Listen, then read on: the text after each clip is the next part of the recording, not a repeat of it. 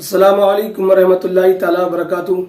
इस वीडियो के अंदर हम बात करने वाले हैं कि नमाज चाश्त की कितनी रकातें हैं और नमाज चाश्त का जो सही वक्त है वो क्या है और नमाज चाश्त की क्या फजीलत है, क्या फजाइल नमाज चाश्त के हैं। तो सबसे पहले हम बात करेंगे कि नमाज चाश्त की कितनी रकातें हैं। तो नमाज चाश्त हम कम से कम 2 रकात पढ़ सकते हैं और ज्यादा से ज्यादा 12 रकात पढ़ सकते हैं, और याद रहे कि यही 12 रकात पढ़ना अफजल भी है। अब हम बात करने वाले हैं कि नमाज चाश्त का जो सही वक्त है वो कौन सा है। तो याद रखें कि नमाज चाश्त का जो वक्त शुरू होता है वो आफताब के बुलंद होने से शुरू होता है। यानी आफताब जब अच्छी तरह बुलंद हो जाता है, अच्छी तरह दिखने लगता है, तो अब समझे कि चाश्त का वक्त शुरू हो गया है। तो ये है चाश्त की नमाज का इब्तिदाई वक्त के कब से शुरू होता है। और जो इंतहाई वक्त है तो ये समझे कि जो चाश्त का वक्त खत्म होता है वो निस्फ नहार शरई तक है।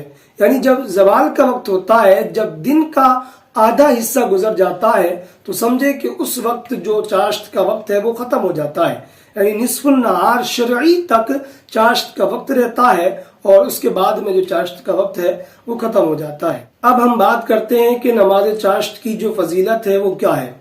तो तबरानी की एक हदीस पाक है और इस हदीस के रावी हजरत अबू दरदा हैं। हुजूर सल्लल्लाहु ताला अलैहि वसल्लम ने इरशाद फरमाया कि जो बंदा 2 रकत नमाज चाश्त की अदा करता है, पढ़ता है, तो उसका नाम गाफिलीन में शुमार नहीं किया जाता है। यानी जो लोग गफलत में मुब्तला रहते हैं तो ऐसे लोगों की सफ़ों में चाश्त की नमाज अदा करने वाले का शुमार नहीं होता है, बल्कि उसको उनसे अलग कर दिया जाता है। अब आप अंदाजा करें कि जो बंदा 2 रकत नमाज चाश्त अदा करता है तो उसकी इतनी ज्यादा फजीलत है, उसके लिए इतना ज्यादा अजर सवाब है।